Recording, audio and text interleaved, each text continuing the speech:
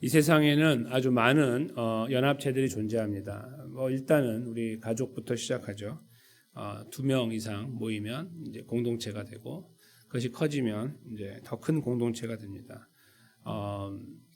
학교 모임, 개 모임, 동호회 이런 것들도 우리에게 중요한 공동체의 모습을 보여주고 있는데, 그런 것들이 커져서 나라가 되면 나라 대 나라의 공동체 형성이 되죠. 예를 들면 UN 같은 겁니다.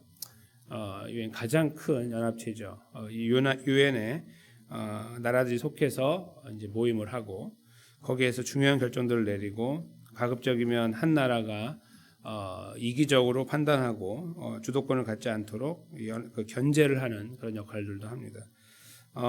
많은 그 조직이 있는 중에 동남아시아에 가면은 아세안이라고 하는 조직체가 있죠.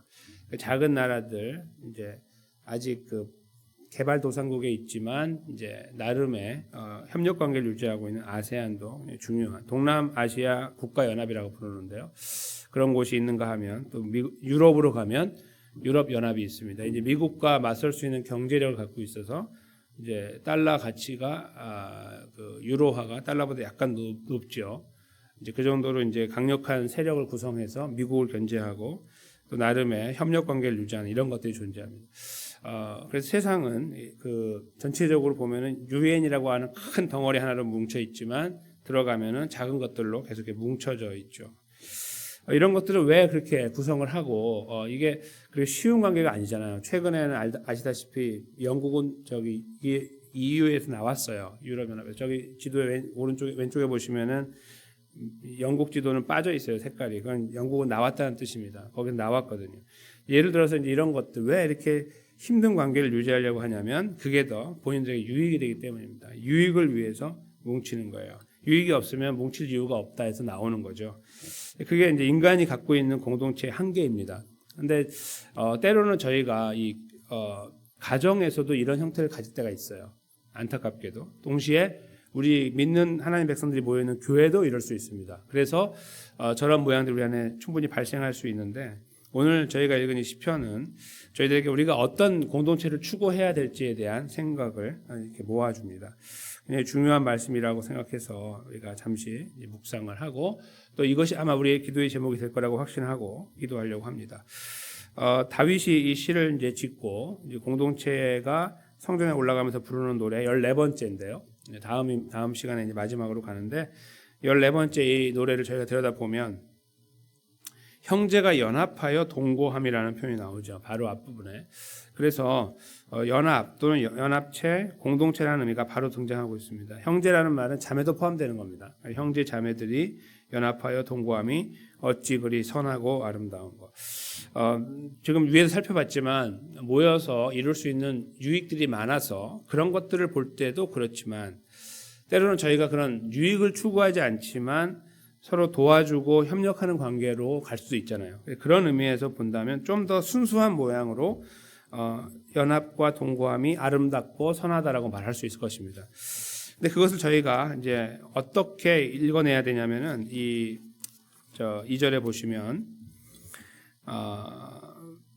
조금 어려운 그 비유인데요. 아론의 수염에 기름이 이렇게 흐른다라는 모양이에요. 이 부분을 읽으실 때마다 이게 무슨 의미인가 생각을 많이 하셨을 거예요. 머리에 있는 보배로운 기름이 이렇게 쭉 흘러서 여기 수염을 타고 내려가는데, 그게 수염이 누구의 수염이냐면 아론의 수염이다 그거예요. 이렇게 흘러 내려가서 옷깃에 내리는 것 같다. 이게 왜 선하고 아름다운 공동체의 모습일까 하는 것입니다. 일단은 제가 의미가 뭔지 찾아야 되겠죠. 아론의 수염에 흐른다는 것은, 아론은 일단 제사장의 대명사입니다.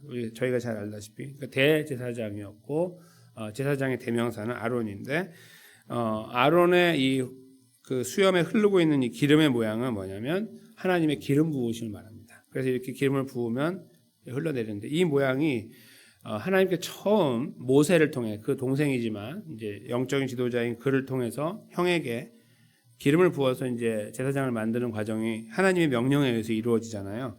그 기름 부음은 그러니까 여기 나오는 흐르는 기름은 결국 아론을 제사장으로 세우는 그 과정이다, 위임식이다, 이렇게 이제 볼 수 있는 것입니다. 그래서 이제 그 내용을 여기 묘사를 하고 있는데, 그러면 저것이 왜 아름답다고 말할 수 있느냐? 왜 이 공동체에게 저것이 의미가 있는 것이냐 이렇게 생각할 수 있죠. 제사장은 저희가 알다시피 죄의 문제를 해결합니다. 그러니까 저희 그 이스라엘 백성들이 죄를 범하는 것을 지금은 예수님의 이름으로 저희가 스스로 하지만 당시에는 반드시 제사장을 통해서 하게 돼 있었잖아요. 그러니까 제사장은 제사를 집행하는 사람이라서 그를 통해서만 비로소 죄 문제가 해결됩니다. 그렇죠? 그래서 여기서 말하고 있는 아론이 이렇게 제사장으로 세워지는 과정을 이스라엘 백성들은 어떻게 받아들여야 되냐면 이것이 나를 살리는 일이다라고 받아들인다는 거죠. 그러니까 지금 여기 보여지는 이 그림은 나를 살리는 길이 이렇게 이루어지고 있다라는 그런 의미가 되는 것입니다. 그걸 이렇게 이스라엘 백성들이 바라보면서 이것이 선하고 아름답다고 말할 수 있다 하는 겁니다. 왜냐하면 그걸 통해 본인들은 구원을 경험하기 때문이죠. 즉 아론의 이 위임식을 통해서 이스라엘 사람들 이 노래를 부르면서 지금 성전을 향해 가고 있는데 그들에게 이 아론이 세워졌다는 것은 당시의 상황에서 예수님이 아직 오시기 전이잖아요. 굉장히 큰 의미가 있다 이거예요. 하나님이 우리에게 제사장을 주셨다 이거죠. 그래서 내 문제, 죄 문제를 해결할 수 있게 하셨다. 그래서 우리의 이 공동체 안에서 죄가 있어도 우리가 죄를 하나님께 아뢰 수 있는 길이 열려서 우리는 죄를 사함받고 구원하는 자리에 세워지게 되었다라는 구원의 통로가 된다는 사실을 이들이 이렇게 인식하는 거예요. 나는 지금 거기를 향해 가는 거예요. 이스라엘 그 예루살렘 성전을 향해서 적어도 1년에 3번 모였거든요. 그러니까 무교절, 77절, 초막절 이렇게 3번에 걸쳐서 그들이 이제 그곳에 모이는 특별히 가장 중요하게는 이제 6월절 저희가 알고 있듯이 그 이제 6월절은 곧 무교절하고 연결이 되거든요. 근데 그 내려가서 이 어려운 길을 가면서 2, 3일의 길을 가면서 그들의 머릿속에 마음을 준비하는 가운데 이 시편을 부르는데 그중에 오늘 시편은 이제 그들에게 있는 이 생명을 주는 길, 생명을 나눌 수 있는 길, 그것을 회복할 수 있는 길을 하나님 예비하셨다는 사실에 그들이 만족하고 감사하고 선하고 아름답다고 그래서 우리 공동체가 선한 것이다라고 고백하게 하신다는 겁니다. 즉 우리 예를 들어서 가족이 움직여요. 예를 들어 우리 시온교회가 함께 모여가지고 이제 2, 3일 길을 간다고 생각해 보세요. 이렇게 저쪽에 가서 예배를 드린다. 그럼 막 우리가 같이 가면서 서로 좋아하고 이렇게 격려하고 가는데요. 그 자체의 의미가 거기에 담겨 있는 것이 아니라 그보다 중요한 것은 가장 기본적인 그 이유는 우리가 같은 믿음을 갖고 있다는 거예요. 예수님을 믿는 믿음으로 구원을 받았다는 거. 그걸 바탕으로 우리가 하나됨을 기억하고 하나됨을 이해하고 하나됨을 이루어가려고 하는 것. 그 모양을 지금 여기서 저희가 읽어볼 수 있다는 것입니다. 이들은 그렇게 같은 구원의 이야기를 하면서 성전을 향해 내려가고 있는 것이죠. 그것이 바로 이 오늘 아론의 이 임직 과정의 위임 과정에서 저희가 발견할 수 있는 것입니다. 그 내용을 잠깐 제가 레위기 9장 22절에서 24절인데 제가 읽어드리겠습니다. 아론이 백성을 향하여 손을 들어 축복함으로 속죄제와 번제와 화목제를 마치고 내려오니라. 모세와 아론이 회막에 들어갔다 나와서 백성에게 축복하매 여호와의 영광이 온 백성에게 나타나며 불이 여호와 앞에서 나와 제단 위에 번제물과 기름을 사른지라. 온 백성이 이를 보고 소리 지르며 엎드렸더라. 아멘. 첫 번째 제사, 이제 아론으로서 처음 과정을 지나가는 과정이죠. 그걸 지나가는 과정에 이렇게 축복이라는 단어, 복을 빌었다는 단어하고 여호와의 영광이 나타났다라고 기록하고 있습니다. 이것이 바로 구원이 이루어진 자리에 나타나는 결과물인 것입니다. 그러니까 사람들의 영광이 아니라 여호와의 영광. 여기에서 아론이 박수받지 않았고 모세가 박수받지 않았고 하나님께서만 박수를 받으셨죠. 바로 이 과정이 아까 2절에 기록되어 있는 그 제사장 위임식을 통해서 사람들이 생각하게 되는 그 의미를 찾게 되는 내용이 된다는 것입니다. 그런데 이 길을요 걸어가는 이들에게 특별히 이제 이렇게 함께 제사를 드리러 가면서 우리가 구원받았다는 것을 함께 경험하고 고백하면서 갈 때에 그 공동체를 하나님께서 복을 주신다는 것을 3절에서 이렇게 표현하고 있어요. 헐몬산의 이슬이죠. 헐몬의 이슬, 헐몬산이라고 하는 헤르몬산, 요즘에 이렇게 헤르몬산이라고 부르는데 지금도 있죠. 만년설이 있는 곳이에요. 기가 막히죠. 그 지역에 어떻게 만년설이 있겠습니까? 근데 만년설이 있는 독특한 산이에요. 해발 10,000피트가 넘어요. 그러니까 그 지역에 없어야 되는 산이 곧 존재하고 있는 거죠. 상징적인 산인데 이 헐몬산에는 그래서 눈이 항상 있기 때문에 거기서 이제 그 녹아내리기도 하지만 계속해서 이슬과 비 이런 것들이 굉장히 많아요. 다른 지역하고 다르게 그게 흘러내려서 강을 형성하는 거죠.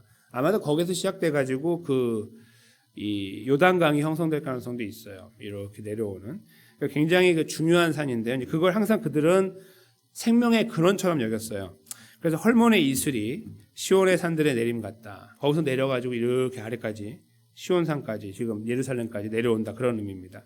그래서 거기에서 여호와께서 복을 명하셨나니 곧 영생이로다. 지금 그들이 가는 곳이죠. 우리가 가는 곳이 지금 시온이라는 곳, 시온이 있는 예루살렘 성전을 향해 가잖아요. 내려가면서 지금 그쪽에서 내려오는 그 눈에 보이는 복들, 풍요로움이 그곳에 깃든다. 우리가 거기에 지금 하나님 만나러 가고 내 죄 문제를 해결하고 하나님 은혜를 경험하기 위해 가는데 그곳에 가면 하나님은 이 복도 허락하여 주신다. 풍성함이 있다라는 의미가 되는 거죠. 우리는 지금 거기를 향해 가고 그러니 얼마나 기쁘고 복되고 감사한 일이냐. 우리는 거기에서 영생을 노래할 것이다. 이런 의미가 되는 것이죠.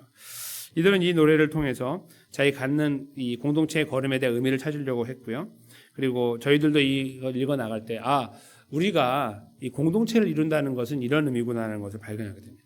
다른 여러 가지 목적에 의해서 공동체가 형성될 수 있다고 말씀드렸는데 그런 것들은 우리에게 항상 긴장 관계를 유지합니다. 긴장을 줘요. 그래서 거기서 내가 언제까지 버틸 수 있는가 이런 것들 항상 계산을 합니다. 어떤 관계든 다. 그렇지만 하나님 백성들이 모여있는 가정과 교회는 달라야 돼요. 그런 관계들이 아니라 우리는 구원이라고 하는 분모를 갖고 모여있다라는 것을 기억해야 됩니다. 그것이 오늘 본문에서 저희가 읽어내야 될 중요한 사실이고 그래서 모여있는 이유가 구원 때문이고 구원의 은혜를 나누기 위함이고 내가 경험하기 위함입니다. 나도 나누어 주지만 누군가로부터 받고 그래서 그 공동체 안에서 유익을 얻기 위한 것이죠. 물론 세상의 이야기들이 나누어질 수 있으나 그것은 저 뒷전으로 미뤄야 됩니다. 그것보다는 항상 모일 때마다 나에게 베푸신 구원의 은혜가 어떠하다는 것 그것이 우리 안에 쑥스러움이 있어도 나누어야 돼요.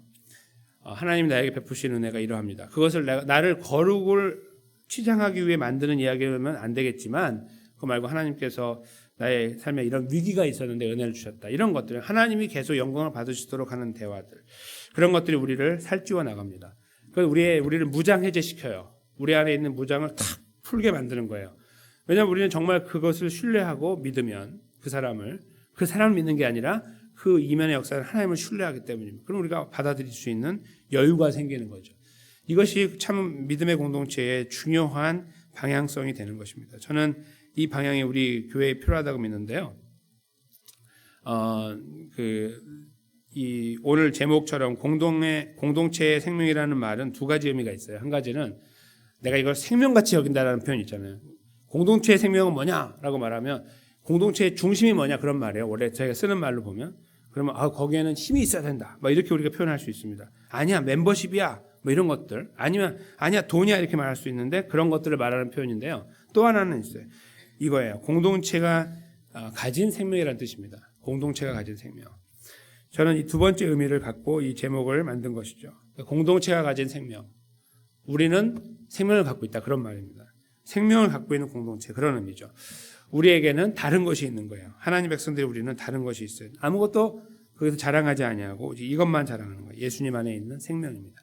우리는 그것을 가지고 있는 존재, 우리의 구원자 되시고 참된 제사장 되셨던 예수님께서 우리를 위해 십자가에 돌아가시고 부활하심으로 오늘 저희가 아론을 바라볼 때 저것이 우리에게 생명을 주는 과정이었어라고 이스라엘 사람들이 생각하면 갔던 것처럼 우린 예수님을 바라보는 거예요. 예수님이 나를 위해 생명을 위해서 십자가에 돌아가시고 부활하셨어요. 그걸 바라보면서 우리가 갑니다. 어디로 갑니까? 이 자리에 왔고요. 여기서 우리는 하나님을 향해 기도하여 나가죠. 오늘 기도의 그래서 이유와 근거가 예수님의 십자가 부활에 있는 것이. 우리는 그래서 구원을 받았고 여기서 우리는 구원이라는 카드를 꺼내면서 서로를 인정하는 것입니다. 우리는 그래서 여기 함께 모여서 예배를 하고 있는 거죠. 그런데 이 예배의 자리에서 우리가 떠올려야 되는 공동체는 먼저는 교회이지만 더 나아가 우리 가정이 돼야 됩니다. 오늘 우리가 기도의 내용 중에 가정을 위해서 적어도 2번 정도는 더 기도했으면 좋겠습니다. 오늘 이제 기도 시간에. 그러니까 우리 교회를 위해서 기도해야 되지만 우리 가장 기본적인 단계인 가정, 주변에 친구들과 어떤 가까운 사람이라고도 볼 수 있는데 그 모여있는 공동체를 먼저 생각하며 기도하면 좋겠습니다. 그 안에 구원의 은혜가 흘러넘치게 해달라고. 우리 가정을 돌아보면 구원의 은혜가 흘러넘친다고 고백할 수 있도록 해달라고. 그것이 내 안에 참된 기쁨과 감사, 만족, 풍요로움이 되게 해달라고 우리가 기도했으면 좋겠어요. 그것이 우리가 오늘 이 아침에 좀 더 집중해야 할 기도의 제목이 돼야 되지 않을까 생각해요. 공동체에는 생명이 있는데 그것은 예수 그리스도이고 그것은 영생인데 그것이 우리 공동체 안에 조금이라도 약해지고 있거나 부족하다고 한다면 우리가 늘 기도하는 제목일 수 있으나 거기에 더 많이 집중하여 그 부분을 우리가 붙잡고 기도하는 시간을 가졌으면 좋겠습니다. 정말 뜨겁게 우리 가정을 품고 우리의 사랑하는 사람들을 품고 주변을 품고 기도하며 우리 교회를 품고 기도하는 그런 자리에 우리 모두가 함께 서서 이 공동체 생명이 우리 안에 가장 가까운 것부터 시작해서 더 견고하게 세워지고 풍성하게 이루어지게 해달라고 그 은혜를 맛보는 자리에 저희가 서게 해달라고 주님의 은혜를 구하는 여기 모인 하나님 백성들 모두가 되시기를 예수님의 이름으로 간절히 축원합니다.